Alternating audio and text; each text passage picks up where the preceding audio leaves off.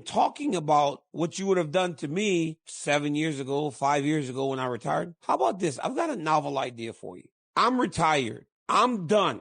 I'm 46. I'm washed up. I'm a broadcaster. I'm a commentator. I am a talking head. How about this novel idea? Fight the dude that's actually wanting to fight. I don't want to fight Jon Jones. I have no desire to fight anyone. But how about fight the dude that's actually waiting to fight you? Tom Aspinall. It's not about what may have happened back then. We want to know, as the consumer, what's going to happen today. Am I afraid of this man? Absolutely not. But I'm not here to fight no more. I'm a broadcaster. But there's a guy that's waiting. There's a guy that's up to his neck in frustrations because he's been waiting for so long. We want to know, when's the fight with the guy that actually wants to fight you? Doesn't need to be a hypothetical. You guys can actually answer the question as to who's better between you and Tom. I was the heavyweight champ in 2018, 19. But hey, go fight him. How about that? Just fight the guy that wants to fight you. Jon Jones versus Daniel Cormier, the bad blood, the drama, the title fights. But it seems the past is not done haunting these two legendary fighters. Jon Jones recently made waves by claiming that if he and Cormier had fought at heavyweight, he would have beaten him even worse. A bold statement given their epic encounters at light heavyweight. But Daniel Cormier, he's done with it. At 46 years old, DC is no longer in the ring, but he's not holding back when it comes to responding to Jones' trash talk. I'm retired. I'm done. I'm 46. How about you fight the dude that's actually waiting to fight you? Tom Aspinall. A bold call out to Jon Jones from Cormier instead of reigniting an old rivalry. Cormier challenges Jones to face a new contender, one that's hungry and ready for the shot. I'm not here to run the risk of someone making a name off of me. Shogun had to fight Jon Jones back in the day. Rampage had to fight Jon Jones back in the day. Those guys were big names that fought him as the young guy that was the champion. And he made a name off of all those legends so that by the time I got to him, he was a legend. Look, Jon Jones isn't afraid of Tom Aspinall. I wish people would stop saying that. He is not afraid of that guy. He's not afraid of anyone. Question is, will Jones give him an opportunity? I don't know. I would believe that he's negotiating publicly, trying to get more money, make the UFC go, I need this fight because you guys want it so bad, and they give him a number that he can't refuse. I refuse to believe that a guy like that is afraid to fight another man. Hell, I'm not even training, and I'm still not afraid of these dudes. Because why would you be when you have the skills that we have? Enter Tom Aspinall, the interim heavyweight champion who's been waiting for his shot at UFC Gold. While Jon Jones has been sitting on the throne, Aspinall has been left to defend his interim title against Curtis Blaydes, and still the call for a unification bout has gone unheard. Cormier doesn't mince words about the situation. Daniel Cormier, talking about what you would have done to me 7 years ago, 5 years ago, when I retired. How about this? I've got a novel idea for you. Fight the dude that's actually wanting to fight you. Cormier is not interested in resurrecting the ghosts of their past battles. His message is clear. Jon Jones needs to face the guy who's actively calling for him, Tom Aspinall. It's undeniable Jones and Cormier share one of the fiercest rivalries in UFC history. The two have fought twice, with Jones walking away with a unanimous decision in 2015 and a controversial no contest in 2017 after testing positive for a banned substance. But even after Cormier's retirement in 2020, the tension between the two hasn't fully cooled down. Jon Jones, if I fought him at heavyweight, I would have destroyed him even worse. Jones, always confident in his abilities, keeps bringing up what might have been, but Cormier is saying enough. The UFC's heavyweight division has been in a state of limbo, with Jones constantly delaying his fight against Aspinall in favor of defending against Stipe Miocic. Dana White has made it clear Jones needs to fight Aspinall next, or risk losing his position as the undisputed champ. It benefits you waiting as well, correct? Correct. I couldn't have said it any better myself. A lot of people are asking, why can't you just fight in the next few months? But explain to fans just why you're waiting. What's the reasoning? Well, first of all, I want to be undisputed champ because I feel like I deserve a shot at it. That being said, I'm also a professional fighter and I'm not fighting at the moment. That isn't really my fault though. That's more to do with the UFC. They really, really want to make the fight with me and Jon Jones. For me, I'm not bothered if I fight Jon or not really. It'd be a good bonus if I can beat him. That I'd beat the best of all time. That people say that he's the person who's the best of all time. But I want to fight, man. But that isn't really up to me. But the key thing of this that I think is really important for UFC fans to know is that the UFC don't want you to fight anyone else. And they also, for yourself, understandably, if anyone was in this position of work, financially, it benefits you waiting as well. Correct? Correct. I couldn't have said it any better myself. It is a mad situation, isn't it, though? Yeah. Well, no one, you've been the longest serving interim champion. It is a mad situation. The question now is, will Jones step up and face the man who has earned his title shot?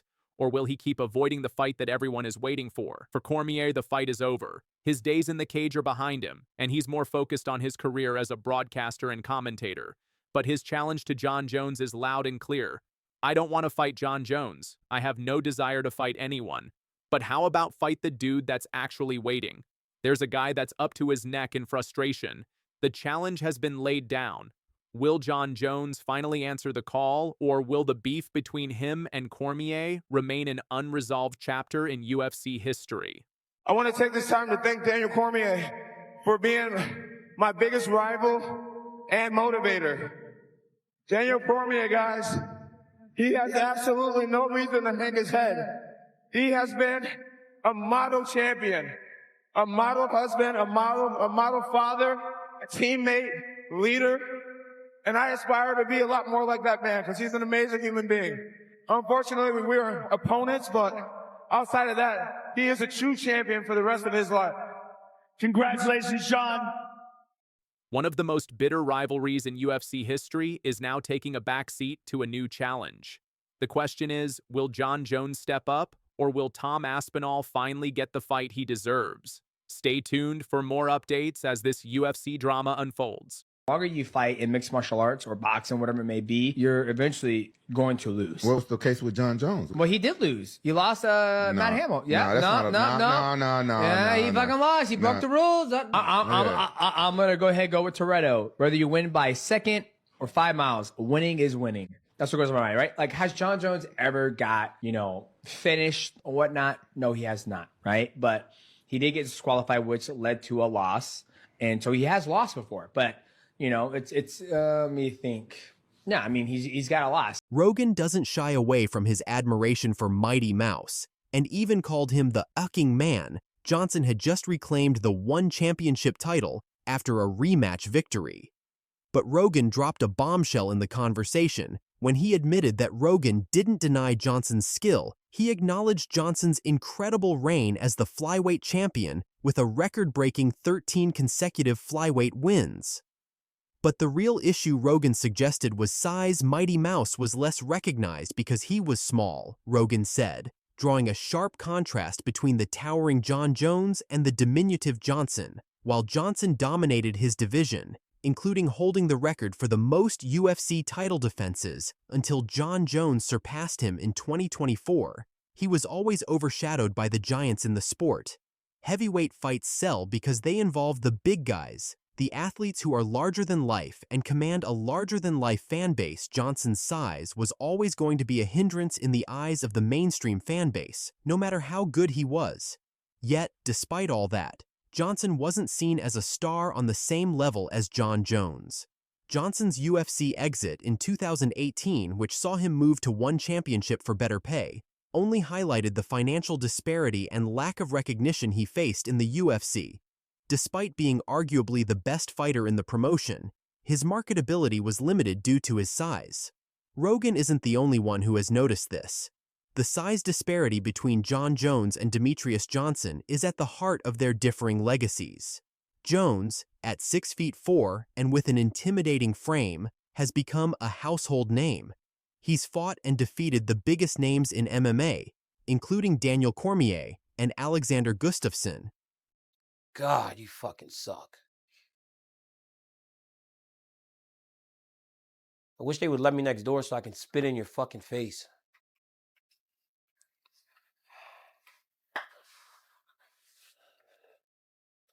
You know I would absolutely kill you if you ever did something like that, You right? could never. Meanwhile, Johnson's reign was confined to a smaller weight class, a weight class that, while thrilling and competitive, never had the same media buzz.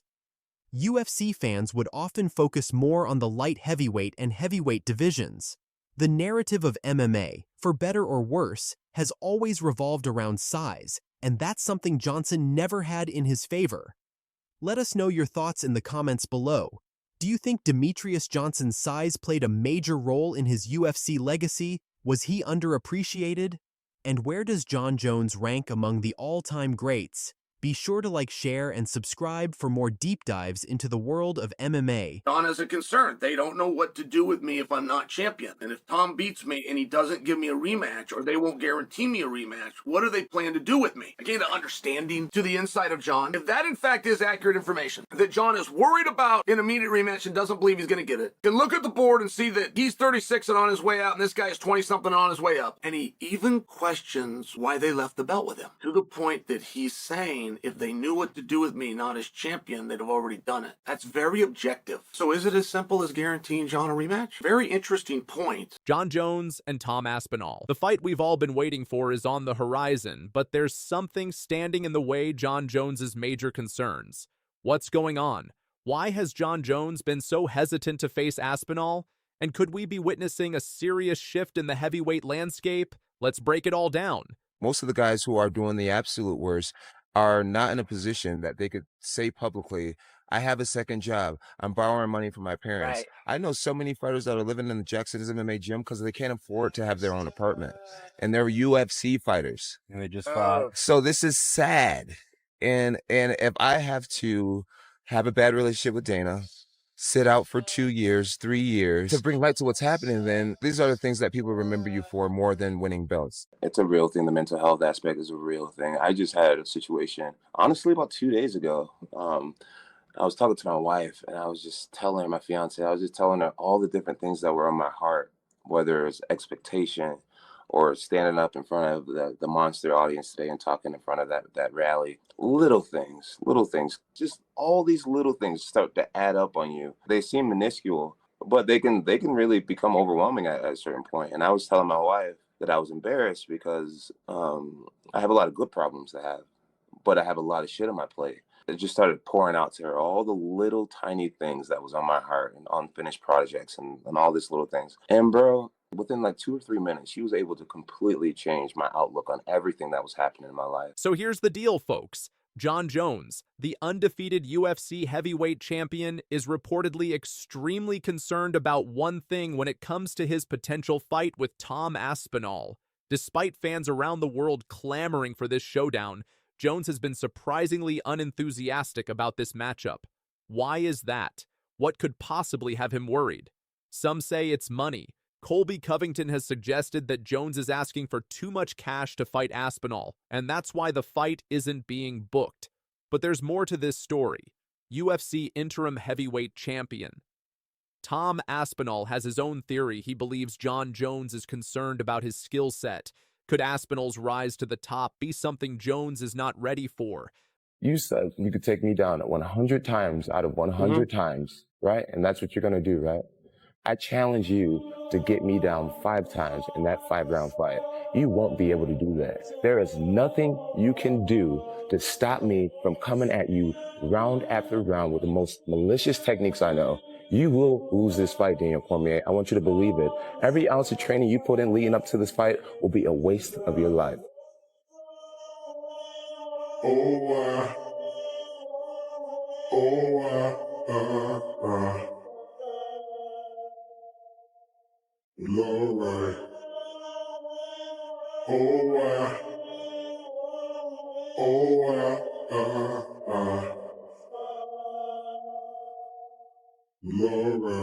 But hold on, Chael Sonnen, the trash-talking MMA legend, thinks he's cracked the code. He believes the issues with this fight go beyond money or skill concerns. In a recent video, Sonnen suggested that Jon Jones's real concern is about the future, the aftermath of a potential loss to Aspinall. According to Chael, Jon Jones has a major concern. He doesn't know what will happen if he loses to Tom Aspinall. Will he get an immediate rematch? Or will the UFC move on without him? Sonnen points out that Jones is 36 and his time in the sport may be limited. If Aspinall beats him, will Jones be left to fade into obscurity? Or will the UFC guarantee him a rematch to keep him relevant?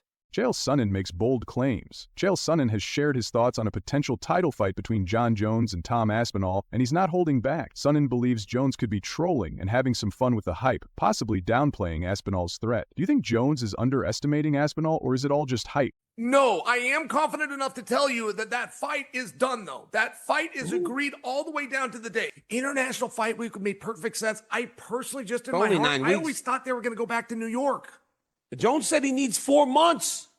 Now you're going to do it I'm telling you, this Jon Jones business, Jones will say a lot of things to the media. When he gets that phone call, here's the guy you're fighting. Do you understand? Yes. And that is what he will say. All the other reports are not true. Jon has come out. He's been a troll. He's had some fun. He even tried to negotiate in the media. Privately, he takes that phone call. It's yes or anything else that comes out of his mouth. Any answer that's not yes is not yes. But that did not happen. That is a false report. Jon Jones has not ducked this fight. I wish he did. I'd love to bury him.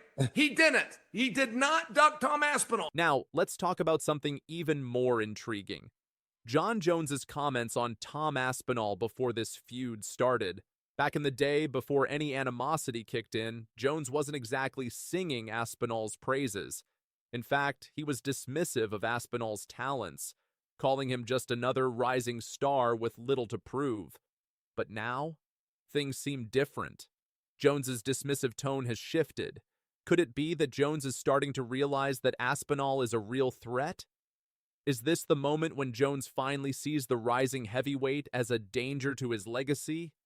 It's hard to ignore the fact that Jones might now be questioning his previous assessments of Aspinall. He changes nothing if I beat him. Beating Tom is just like beating Cyril Gain. Has a whole country behind him. He's hot right now. What happens to me after I beat him? Nothing changes for me. I'm not ducking Tom Aspinall. The Tom narrative came out of nowhere. He won a belt and now suddenly I'm ducking him. I've never had negotiations to even fight him, if this makes sense. If I'm being completely honest, I feel like Tom's been such an asshole that I don't want to do business with him.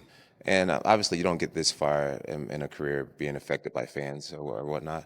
But he's just an asshole. He's 30, so he's from this influencer generation where you hop online and the T-shirt sales and all that.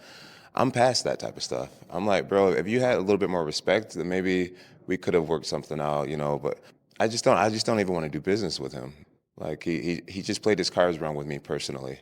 I'm 3 years from being a 40-year-old grown man. You know what I'm saying? It's just like the press conference, going through the whole shebang with him. I'd rather not do. Pereira on the other side, respectful, cool, barely says much. It's like I'll do business with you. I would risk it all with a human being like you. You actually have the accolades to back up your shit. This other guy is just a big mouth who's hot today. Now, we've got to address the elephant in the room. Jon Jones is stalling. He's been active in the talks about facing Aspinall, but he hasn't exactly jumped at the opportunity to sign on the dotted line. What's going on? Is Jones stalling out of fear, or is he just waiting for the perfect moment to face? Aspinall fans are growing impatient. Jones has fought once in the last year defending his title against Stipe Miocic, but since then we've heard nothing about his next move.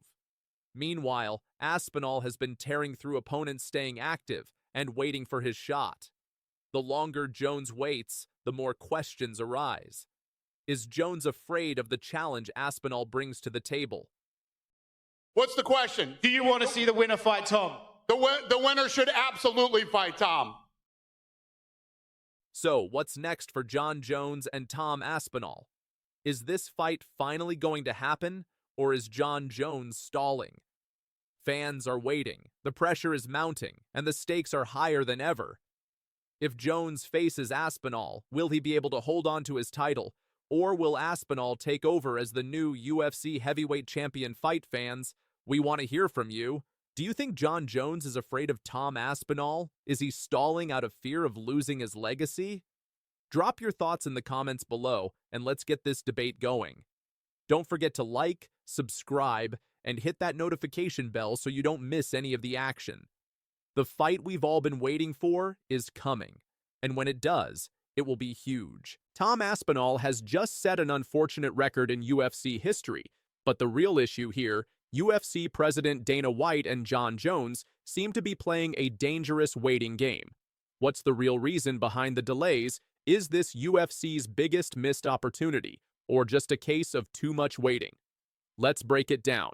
Let's get into the numbers first. As of April 29, 2025, Tom Aspinall has now become the longest reigning interim champion in UFC history, holding onto the title for an incredible 535 days.